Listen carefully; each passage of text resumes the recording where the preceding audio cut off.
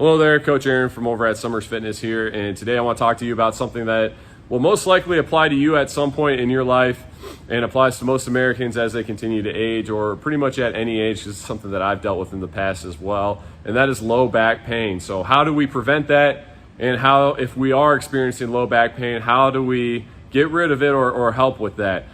So there's 3 keys that I like to talk about when it comes to low back pain. And I like to use the 3 S's is what I call it. So I'm gonna go through those here with you and just apply these to your daily life. And this is gonna help you prevent low back pain, or if you are experiencing that currently right now, this is gonna help cure that moving forward or help aid with that. So the first one I like to call is squatting. That's the first S. So tell me if this is you.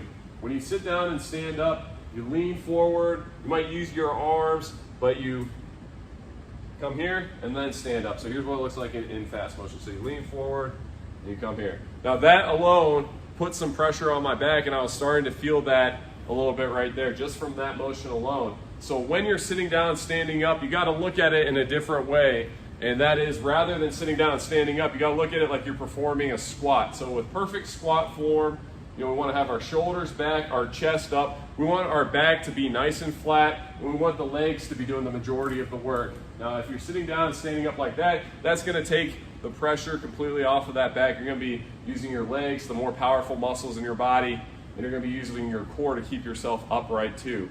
So once again, that feels a lot better than that.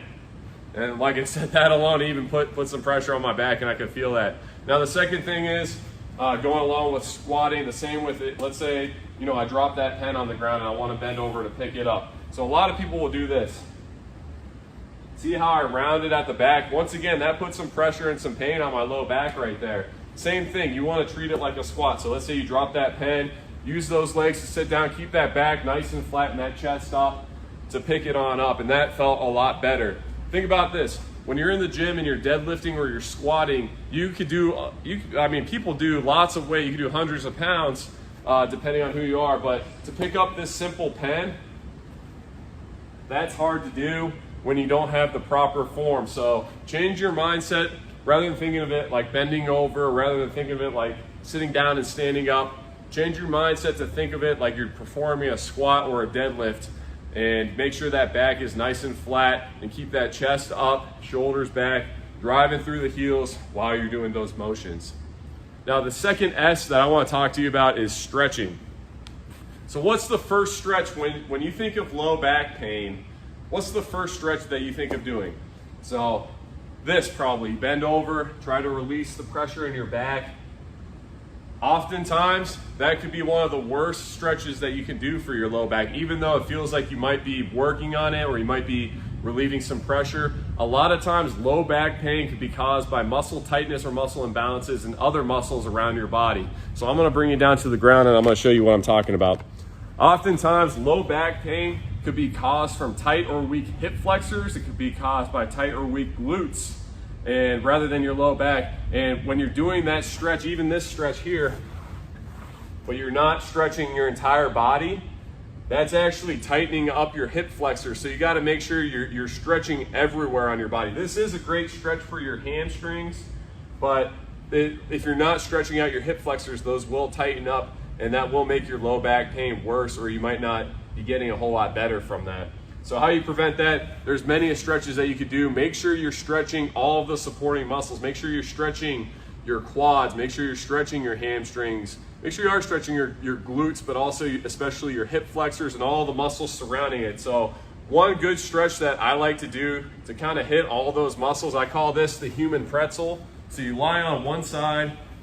With your top arm, you grab your bottom leg, pull it up, and then drive your knee forward. Push that down with your bottom arm and then lean back.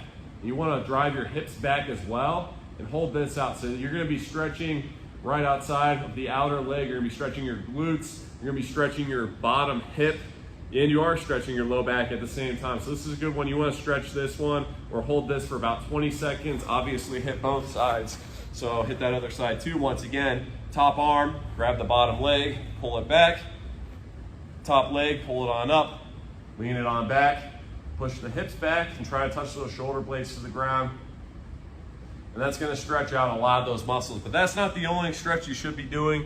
Like I said, you wanna stretch out your hip flexors, you wanna stretch out your hamstrings, you wanna stretch out your glutes and everything few and far between, or everything around your low back too. Rather than just trying to focus on your lower back, that's going to help you out in the long run. You're going to feel a lot better in all the different areas. It might make your knees feel better. It might make your hips feel better. But most importantly, like I'm talking about in this video, it's going to make your low back feel better too. So that's the second S, is stretch. Make sure you're stretching a lot and stretching all the proper muscles.